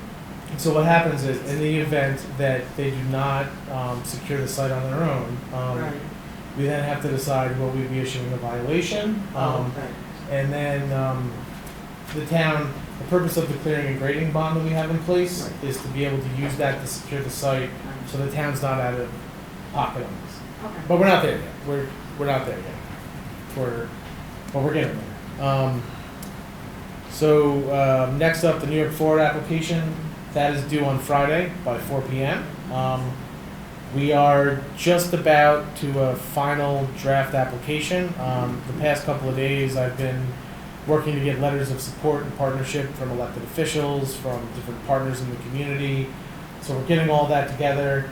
We are also, I'll share this with the board. This is basically, we had to provide this, create this GIS map of the 2 project areas. And this basically goes to the state as part of, this is one of our attachments. And this basically sort of shows the area where projects would be if we're awarded. Kristen from Blank & Tully, our planning firm, she helped us create this. And this kind of just shows the areas, and then there's different points of interest on here. So what they wanted to do is, these aren't, the points of interest aren't projects, but these are things that are noteworthy in our community, that are sort of like, anchors. So like, for instance, like the Cornwall Hospital, right? Cornwall Plaza, Sandringham Park, Sandringham Homestead, Donahue Memorial Park. And so all of the projects that we would suggest, if we're awarded, they would be within these 2 project areas. So this is basically where those projects would be. But we're going to be looking to get this grant in by 4 p.m. If we're a second late, we're out of luck, so we got to make sure we get that in. And then obviously the letters of support, those help, and the time frame. So if we're lucky enough to be, the way it works is, if they decide to make us a priority project, we then have to go and give a pitch to the Regional Economic Development Council, and they basically give you like a week or less notice to put together a pitch book, and you have to show up kind of like on Shark Tank, and we're gonna have to like make a pitch for our project. And then depending on how that goes, they award us up to 20 points, and then the rest of the 80 get awarded by the state for a total of 100. And we should know by the end of the year, beginning of January, and if we're successful, then it starts a 6-month planning process where they give us a state project manager from ESD and the consultants, and then we work with our local planning committee, and we come up with a final strategic investment plan, projects, and a refined vision statement, and then we have to then come up with projects that can be done within 2 years. So there's going to be just because we get awarded doesn't mean that there's then going to be a very lengthy planning process, input from both boards before anything gets decided, and again, more public input on this. But that's the process for New York forward. And then get it. Being an optimist that I am. I certainly hope so. A lot of work's going into it. Yes. And then look, obviously the fiscal year 23 budget, I've got to get that over to the clerk and the town board by the end of next week, so that'll be coming out. And then we will just start going through that process and having public meetings and workshops and a public hearing and getting public input on that. So I think we're about to have a busy couple of months. But that's what we signed up for. So if is there any public comment on any of the items? Yes. Yeah, Nancy Bryan. Just a point of information. Thank you, Ginny, for saying that. Just for future reference, my opinion, if you're going to have a presentation, if you had that screen against the wall, we could see it, but we could also see that half of the town board. So that was a little tricky for us. Couple of things. I hope that part of the Main Street parking study will include viable places for off-street parking, off of Main Street, because that's something that I know has been mentioned to several supervisors, and we certainly hope that this parking study is going to come up with additional parking, not just patterns on Main Street. Regarding the Water Exploratory Committee, Sure. It's now a Water Exploratory Committee, it's no longer a Water Authority, and I find that very interesting. It was the Water Authority, and now we have a name change with no explanation, which is fine. I don't expect an explanation at this moment. It doesn't say the village has to approve the town resident. It says they may advise the village of any town residents it suggests as viable members for the committee. I would certainly hope that if this town felt a resident was going to be useful for the town and the committee, that the village doesn't have to approve that person, because that's really not what their statement said that came from their lawyer. I would certainly expect that these committee meetings will be pronounced to the public as per the open meetings law. And I would certainly hope that there will be full transparency from all parties, the town and the village, on what this is really doing and what it really is recommending, because there are already some things out there that, for myself personally, are very concerning as a longtime town resident. So I certainly hope that this goes forward with all parties' best interest, the town and the village and its own residents that are here. Thank you. You'd have it no other way, Nancy. So in terms of parking with the Main Street study, so actually part of the reason for the Main Street study was after we had lost the municipal lot, we had wanted to figure out ways to sort of deal with parking, including replacing the municipal lot. And so, yes, they are looking into that. They're looking for suitable locations on Main Street. They're looking at a whole range of issues, like where should parking be? Where are there, just a whole range of issues. In terms of the New York Forward grant, that is actually one of the projects that we are proposing, is to, should the town acquire a parcel, we would use some of the money from that grant to upgrade and turn it into municipal parking. So that is very much on our mind. We very much know that there are different, people use different parking in different ways on Main Street. There is parking for employees, parking for, for shoppers, parking for Main Street residents. They all use parking differently and have different parking needs. But we agree that there is, some need for a certain amount of municipal parking spots, and, I think you'll be pleased when the study comes back. Let me see, what did I miss anything there? Is there anybody else? Yes, Paul. Yeah, hi, just a question. I'm Paul Sturmer, 17 Broadway. And with this talk about all the progress on the beautification and the improvements around town, I had a question the other day as I was taking a walk around town, which is about the Main Street clock. I think it's a beautiful piece of work, but as the old saying goes, it tells the correct time twice a day. So I was wondering, like, how much time, effort, money might be necessary to make the clock functional again. Isn't it If go I- out to the chamber? I was going to say, when, that's a chamber, The clock was purchased and installed by the chamber, Randy, what, 20 years ago? 2000. What we've been led to believe is there's nobody who can put a new clock in that, but I don't know how much research we've done. So I think it would be worth researching to see if there's somebody who could put a clock in that housing, because the one that's in it can't be repaired, or hasn't been able to be repaired. It's been I know the gentleman that fixed this clock was the one who told me he serviced the clock on Main Street, so I'll be moving in. okay. yes. Just two things, real quick. So, I'm not sure I fully understand what's going on with the water issues, the council, the committee, whatever it is called now. My concern is, we as town residents pay for our water.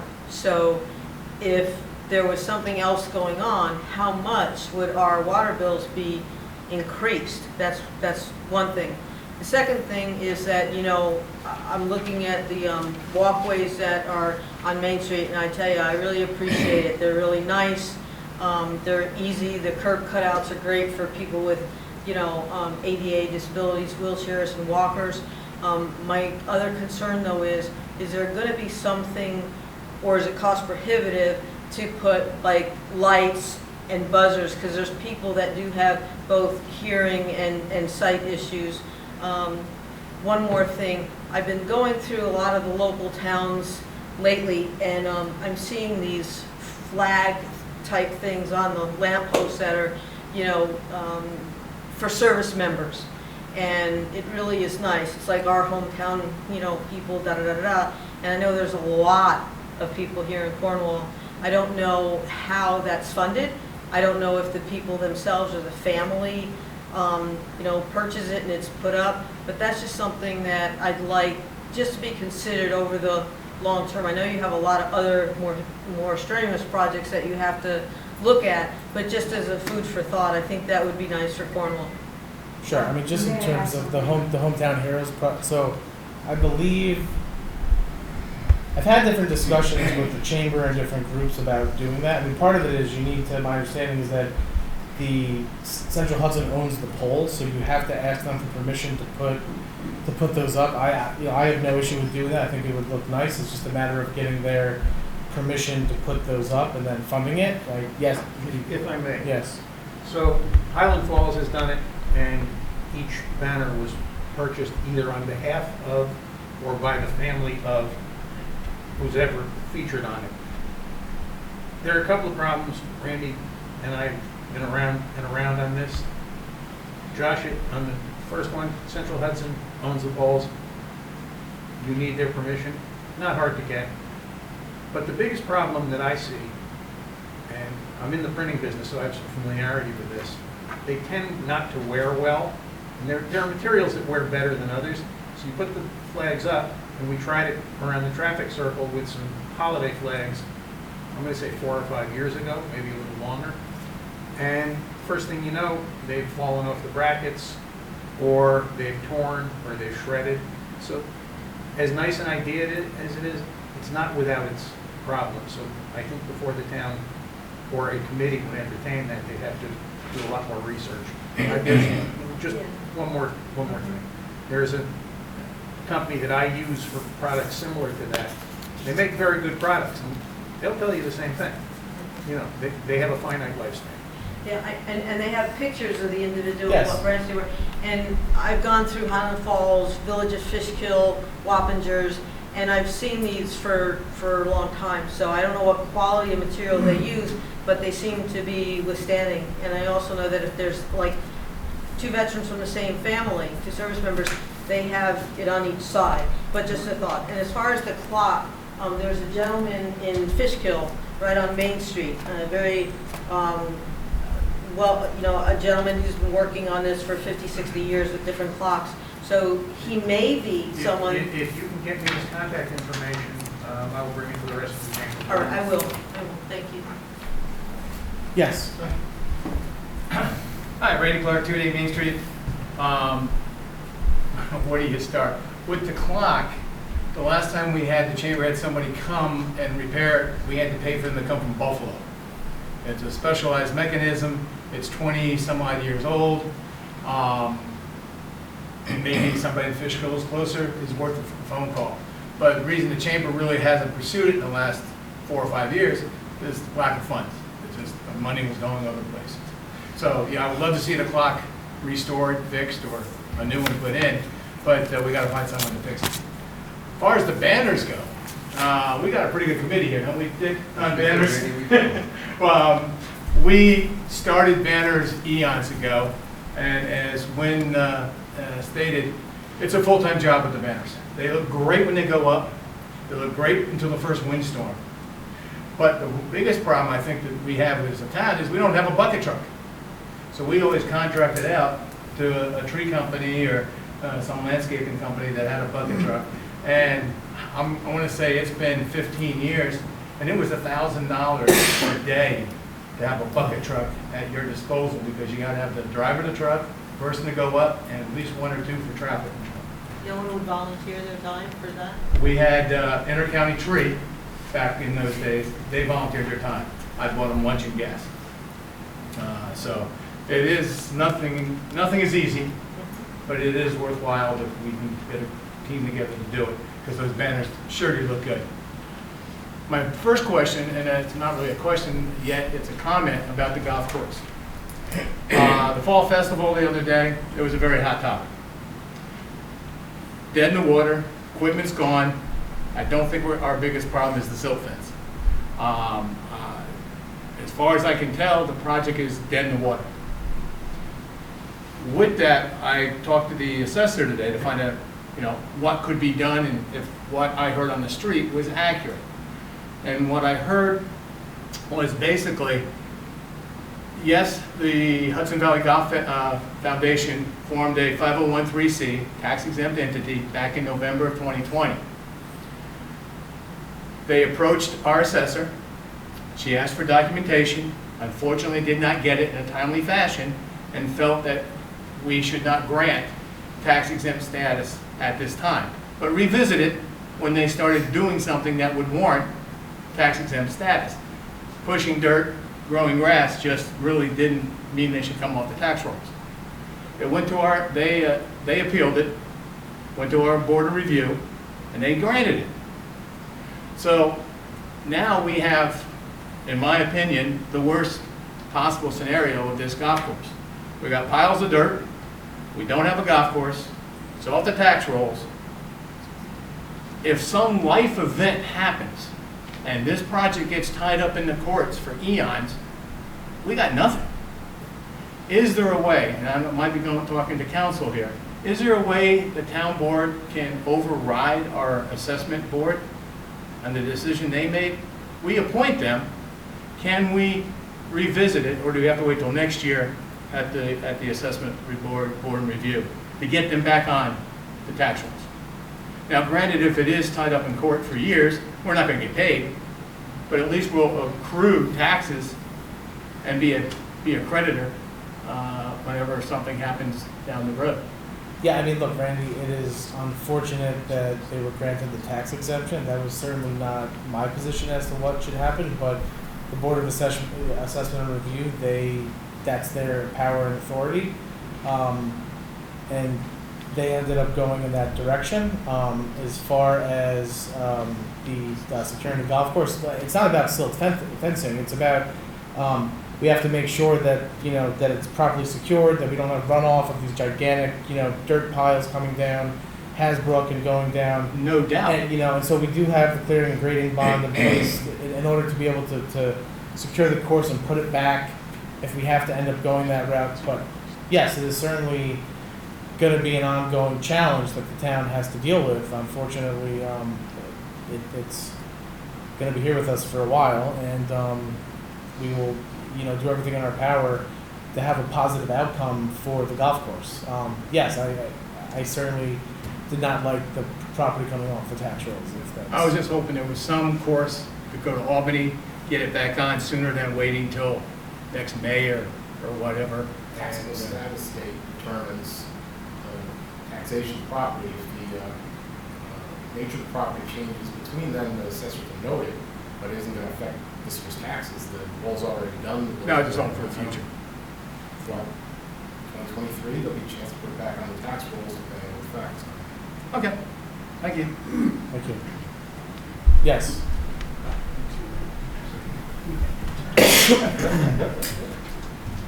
A couple things I just want to mention. First of all, inquire. This whole thing with the national water main cleaning. So, what's the status now with them with regard to the town? They had the low bid. They got awarded the bid. They can't perform it. So, what is the status with them? They asked to be released from their bid, and then the town did not adopt a resolution releasing them from the bid. Well, I have a problem with that, and I'll tell you why. Because the roughly $90,000 additional cost is now going to be borne by the taxpayers. Okay, so I don't want to bore you with this, but this is in the document, and it's a little hard to read, but this is the letter from MHE dated, I think, the 16th of this month. I'll just read a few sentences of it. It says, as you're aware, National Water Main Cleaning was previously awarded the project as a low bid contractor. The contractor has been working with our office to start the project. However, the contractor had anticipated to utilize a different manhole liner that did not meet the specifications included in the contract documents. As such, they submitted a letter asking. They were a bona fide bidder. They came in, made a proposal to the town, they were low bid, the town accepted it. The fact that they didn't follow the bid specs in terms of the manholes, they were going to use something different other than what was in the specs. Why should our taxpayers be out $90,000? I think that contractor, and I think the town, has to talk to them, because as far as I'm concerned, they want to get out of the contract, they owe the town the difference between their low bid and what it's actually going to cost the town now having to take the higher bid to do that work. So the town cannot let them off the hook. You can't just say, okay, you decided you couldn't follow the specs because it wasn't in your budget. No, they committed to it. They put up a performance bond, I assume. Am I wrong? The performance bond with the bid? There was a bond submitted. There were legal issues as far as the specs and what was bid on. We talked to the Movie and that's some extent over that, and it's a choice between litigating and releasing the bid and going to the next one.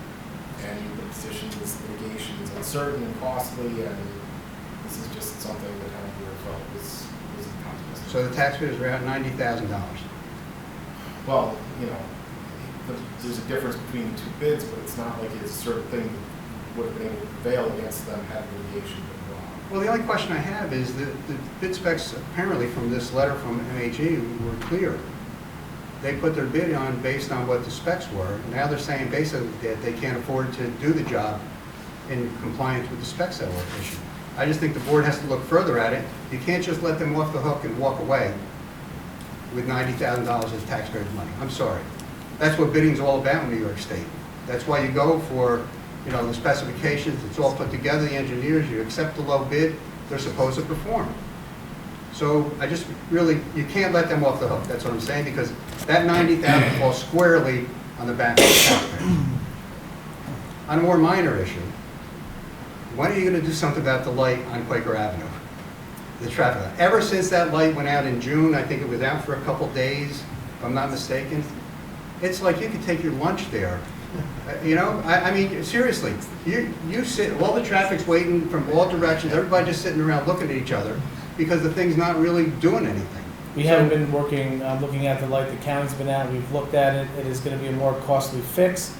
We had hoped to have 3 bids tonight. We have to replace the computer and do some other work.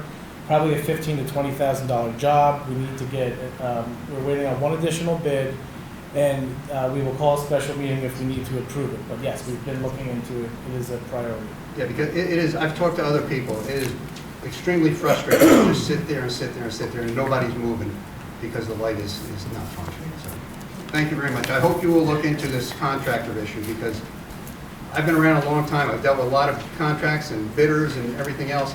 You can't just let them walk away, sticking the taxpayers of Cornwall with an additional $90,000 charge. They owe us something. Yes. I'm Elsa Cameron Yes, hi. from Cornwall on Hudson on Duncan Avenue. And I just want to, I was kind of surprised. I want to just emphasize Cornwall on Hudson is a village within the town of Cornwall. And for the website, we would like to be recognized because we are part of you. And then the second thought that I had, I've had some feedback on the Bridge Street Park, and we all love it. It's lovely. But some of the businesses in town would like the community people to be, you know, kind of supporting the businesses that are around that Bridge Street and not just come and walk, but be part of the community. Thank you. Thank you. Thank you. Yes. Just a quick question. What Dick was saying for Quaker Avenue. Now, that's a county road, isn't it? We're responsible. We're responsible for the. Oh, we're responsible for the lights. Yes. Shucks. I was hoping since it was a county road, that the county would be responsible for The that. town road. It's a town road. Yeah, Stops so in front of Nancy yes, Ryan's. so actually, let me just, so Main Street is currently a county road. They own different portions of Main Street, and County Road kind of varies. They're actually looking to take over, they're looking to give us Main Street and then take over that portion of Quaker that has the light on it. That's not happened yet, but certainly it would be something we would be interested in doing. But yes, we're responsible for the, All right, thank you. all right, yes. Just to add to the intersection conversation she had brought up, if you guys do decide to look into something like that, just there are options for bilingual speaking, like hey, across the street in other languages. So just look into those different things and not just noises to get people across the street. Because not only do we have English-speaking residents, we also have Spanish-speaking residents. So just being aware that there are other options to maybe be inclusive of all the languages and disabilities. There's something called the DOT Complete Streets Program, and so that's something we're going to be looking into where it adds these different, features that make it more safe and pedestrian friendly. Yeah. There's someone else back there? Yes? May I speak on something that's not on the agenda? Is that acceptable today? Sure. Back on Father's Day, a tree fell on a gentleman on the Palisades Parkway, I'm sure we're all aware, killing him. After that happened, I started driving around on our roads here. There are a tremendous amount of dead ash trees mostly from the bugs that were here 5-6 years ago. Between Woodbury Commons, I know 32 is a state road, but between Woodbury Commons and Quaker Road, there are literally 400, 500 dead trees. One recently came down at the bottom of Angola Road and through 32. I see them all over 9W. I travel 9W down to Rockland County. A lot of our people travel 32 down to the thruway to go to work. What I'm asking is if there's any way this municipality, this little government group of you guys, can get together with other municipalities, Woodbury Commons, Newburgh, New Windsor, Highland Falls, and somehow put together a really demanding letter to the State Department of Transportation to come out and take a look at these trees. If you ever take a ride, I don't know if anybody's ever looked up when you're driving on these roads. I never realized it until after Father's Day when this gentleman got killed. And I'm only talking about dead trees. I mean, there are a tremendous amount of live trees that hang over these roads. 32, 9W, and pretty much all of our roads around town. So if that's something you guys are capable of doing or into, it might be helpful to save somebody. They're coming down like crazy in my backyard. You know, it's been probably 7 years since those bugs killed all of our ash trees, so they're going to start coming down. So, thank you. Thank you very much. Yes, one more clip. So the utility company actually called me. I had 4 of them on my property. Oh, and your I actual live property? over near 32. Okay. And they asked me for permission to cut down my trees and said I'll just stop by to cut them down. So they're actually being proactive with it, but they're a huge list of it. So And that's the they're utility probably- company. Right, but. I'm just talking they're about charging dead trees tolls. hanging all over the roads. Yeah, they're gonna come down and cut down my trees on my property so they don't fall on the Yeah. roads and the wires. Excellent. But there is a working list, I'm sure, that's probably growing. Yeah, I don't know if New York State's aware of it all or not, but there's just a tremendous amount of dead trees hanging over our roads. So I have if 4 of them. if there's no further public comment, can I get a motion to go into executive session to conduct committee interviews? Hopefully folks are still here. So moved. Second. Ms. Scott? Yes. Ms. Michaelozzi? Yes. Mr. Wojciechowski? Yes. You gotta see confidential list of council too. Oh, yes, we're gonna do that too. Yeah, can I also get a motion to go into closed session to seek confidential advice of counsel? Second. Ms. Scott? Yes. Ms. Michaelozzi? Yes. Mr. Wojciechowski? Yes.